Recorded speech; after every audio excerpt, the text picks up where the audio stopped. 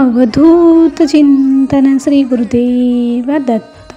श्री स्वामी समर्थ. जय जय स्वामी समर्थ.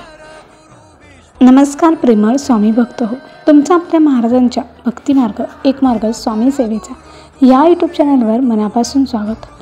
भक्त हो, आपण सर्व स्वामी भक्त आहोत. आपण सर्व स्वामींची सेवा करतो, दत्तगुरूंची सेवा करतो. नृसिंह सरस्वती तसेच श्रीपाद श्री वल्लभ यांची आपण सेवा करत असतो, कारण हे सर्व स्वामींचेच अवतार आहेत. म्हणजे त्यांची रूपं जरी वेगळी असली तरी सर्व एकच आहेत. तर आपण सर्व भक्त आपल्यासाठी दोनच सण खूप महत्त्वाचे असतात. म्हणजे तर 2 दिवस आपल्यासाठी सणासारखेच असतात. एक म्हणजे दत्त जयंती आणि दुसरी म्हणजे श्री स्वामींची जयंती. तर ह्या 2 दिवशी आपल्याला जमेल अशी आपण म्हणजे जेवढी रोज करतो त्यापेक्षा जास्तच सेवा करत असतो आणि हे दिवस आपल्यासाठी अत्यंत प्रिय असतात. मग काही भक्त दत्त जयंती किंवा स्वामी समर्थ महाराजांची जयंती या निमित्ताने पारायण करतात. आणखीन जसे जमेल तशी ती सेवा करत असतात. परंतु दत्त जयंतीला मात्र आवर्जून जेथे औदुंबराचा वृक्ष असतो तेथे आपण आरतीसाठी जातच असतो. तर आजचाही अनुभव अशाच एका ताईंना आलेला आहे. त्या ताई आपल्याला सांगत आहेत की सर्वप्रथम सर्व भक्तांना श्री स्वामी समर्थ. भक्त हो, माझ्या घरामध्ये फक्त मीच एक अशी होती की माझाच फक्त स्वामींवरती विश्वास होता. बाकी घरातले जास्त कोणी सेवा करत नव्हते. परंतु गेल्या 10-12 वर्षामध्ये घरामध्ये असे काही चमत्कार घडले आहेत की त्यामुळे आता माझ्या घरातले सुद्धा त्यांच्यावरती म्हणजे स्वामींवरती विश्वास ठेवू लागले आहेत. आता आम्ही सर्वच मिळून स्वामींची सेवा करत असतो. तर त्यासाठी माझ्या मिस्टरांनी 2 वर्षांपूर्वी एक छोटंसं औदुंबराचं झाड आणलं होतं. कारण औदुंबराच्या झाडाखाली दत्त महाराज वास करत असतात आणि आम्ही दररोज औदुंबराच्या झाडाची पूजा करतो. दररोज संध्याकाळी तेथे दिवा अगरबत्ती करणे, दररोज सकाळी औदुंबराला प्रदक्षिणा घालणे हे सर्व आमचे चालूच असते. म्हणजे आम्ही अत्यंत श्रद्धेने ही सेवा करतो. माझी सासरची परिस्थिती जास्त काही श्रीमंत नाही, परंतु आम्हाला कशाची कमीसुद्धा नाही. कारण आमच्यावरती स्वामी महाराजांचा हात आहे, त्यांची कृपा आमच्यावरती आहे. त्यामुळे मला कधी कशाची कमी अशी भासली नाही. जे आहे त्यात आम्ही समाधानी आहोत. परंतु मी इतकी महाराजांची पारायण करते, परंतु कधी अन्नदान आमच्याकडून झाले नव्हते. त्यामुळे आता औदुंबराचे झाड आमच्याकडे होते. मग आता दत्त जयंतीला अन्नदान करावे अशी इच्छा मनात आली होती. मी आठवडाभर खूप प्रयत्न केले की काहीतरी पैशाची जुळवाजुळव करता येईल आणि मोठे अन्नदान करता येईल. परंतु दत्त जयंती मात्र जवळ येत होती. अगदी 14 तारीख येऊन ठेपणार होती, परंतु माझ्याकडे काहीच पैशाची तरतूद झाली नव्हती.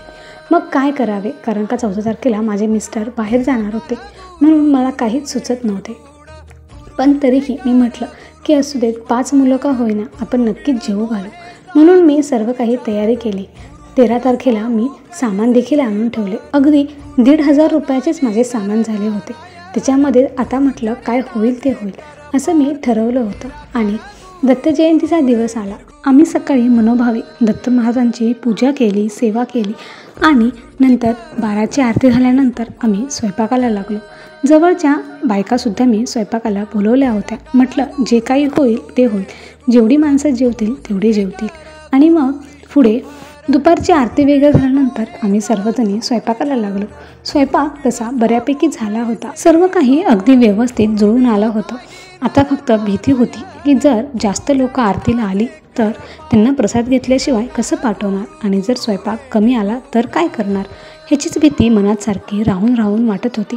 आता एकाला 2, दोघाला 3, तिघाला 4 असं सर्वांना कळत होतं की येथे आज 6 वाजता महाराजांची आरती आहे, त्यामुळे सर्वजण येणारच होते.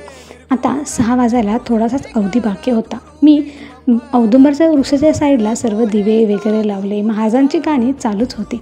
आता आरतीची वेळ जवळ आली होती. महाराजांचा पाळणा म्हणण्यासाठी मी छोटासा पाळणा तसेच पाळण्याचं पुस्तक वगैरे सर्व काही उपलब्ध करून ठेवले होते. सगळीकडे धुपाचा सुगंध दरवळत होता आणि महाराजांच्या गाण्यामुळं वातावरणात एक वेगळीच प्रसन्नता आली होती. श्रीपाद श्री वल्लभ यांचे अखंड नामस्मरण चालू होते, त्यामुळे त्या दिवशीचा आनंद आणि वातावरणात काही वेगळीच प्रसन्नता होती. आता हळूहळू लोक वाढत होते आणि मग 6 वाजले, आरतीला सुरुवात झाली. 6 ते 7 वाजेपर्यंत आरती, महाराजांचा पाळणा वगैरे सर्व काही झालं. त्यानंतर सुंठोडा वाटण्यात आला आणि आता प्रसादाची वेळ आली. आम्ही सर्वांना पुकारलं होतं की कोणीही प्रसाद घेतल्याशिवाय जाऊ नये. आता सर्व लोक जेवायला बसली आणि आम्ही जेवायला वाढायला सुरुवात केली. अगदी स्वयंपाक थोडासाच होता, परंतु जितकी लोक येत होती तितका तो स्वयंपाक संपत होता आणि भांड्यात पाहिलं तर तितकाच स्वयंपाक शिल्लक राहिलेला दिसत होता. आम्हाला तर काही समजतच नव्हते की असं का होत आहे. लोक तर जेवत आहे, परंतु स्वयंपाक मात्र आहे तेवढाच दिसत आहे. मग भरपूर 100-120 लोक जेवली, तरीही स्वयंपाक शिल्लकच होता आणि हळूहळू आता लोकांची गर्दी कमी व्हायला लागली होती. अगदी लोक भरपूर म्हणजे अगदी तृप्त मनाने जेवली आणि स्वयंपाक खूप छान झाला आहे, प्रसाद खूप छान झाला आहे असे सर्वजण सारखे कौतुक करत होती. अगदी मनसोक्त जेवल्यामुळे प्रत्येकाचा आत्मा अगदी तृप्त झाला होता आणि तो दुवा देत होता. हा आनंद मला हवा होता. म्हणजे जे स्वप्न माझं होतं की आज अन्नदान कुठल्याही परिस्थितीत करायचे, ती इच्छा माझी पूर्ण झाल्यामुळे माझ्या तर डोळ्यातलं पाणी थांबतच नव्हतं आणि भरपूर लोक जेवल्यामुळे आज अगदी समाधान वाटत होतं. परंतु आपण एवढूसा स्वयंपाक केला आणि त्याच्यामुळे 100 ते 120 ते 125 माणसं कशी जेवली ह्याचं मात्र गणित मला काही केल्या कळतच नव्हतं. आणि नंतर सगळी लोक जेवून झाल्यानंतर जेव्हा मी भांड्यामध्ये पाहिलं तेव्हा भांड्यामध्ये अजूनही स्वयंपाक शिल्लक होता. मला तर काहीच समजत नव्हते की अजूनही स्वयंपाक शिल्लक आहे, परंतु आता आसपासची सर्व माणसं जेवून झाली होती आणि अजूनही स्वयंपाक शिल्लक होता. त्यामुळे मग मी ते अन्न अजून इतर लोकांना वाटून टाकले. आता मात्र भरपूरच आनंद झाला होता, कारण अन्नदानासारखं श्रेष्ठ दान कोणतंच नाही हे मला माहीत होतं. माझी जी इच्छा होती ती महाराजांनी स्वतः इथे येऊन पूर्ण केली होती.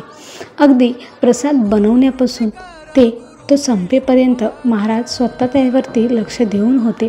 आज आलेल्या कुठल्याही भक्ताला महाराजांनी विनमुख म्हणजेच उपाशीपोटी माघारी पाठवलं नव्हतं. हाच होता महाराजांचा चमत्कार. अगदी 1,500 ते 2,000 रुपयामध्ये 100 ते 125 माणूस जेवणं होतं. त्यामुळे मी खूपच आनंदी होते, कारण मला माहीत होतं की हे सर्व महाराजांनीच घडवून आणलेले आहे. महाराजांचा हा एक चमत्कारच आहे की त्यांनी त्यांच्या कुठल्याच भक्ताला निराश केलेले नाही. तर भक्तांनो, दत्त जयंतीला हा असा अनुभव मला आला होता. हा अनुभव तुम्हाला कसा वाटला हे आम्हाला कमेंट करून नक्की सांगा. श्री स्वामी समर्थ. जय जय स्वामी समर्थ. तर भक्तांनो, हे ताईंना आलेला अनुभव जर तुम्हाला आवडला असेल तर लाईक करा, शेअर करा आणि अशाच नवनवीन अनुभव ऐकण्यासाठी आपल्या भक्तिमार्ग एक मार्ग स्वामी सेवेचा ह्या यूट्यूब चॅनलला सबस्क्राईब करून स्वामी भक्तांना जॉईन व्हा. स्वामी भक्तांना स्वामी भक्त जोडूया आणि प्रत्येक कुटुंब स्वामीमय करूया. श्री स्वामी समर्थ. जय जय स्वामी समर्थ. धन्यवाद.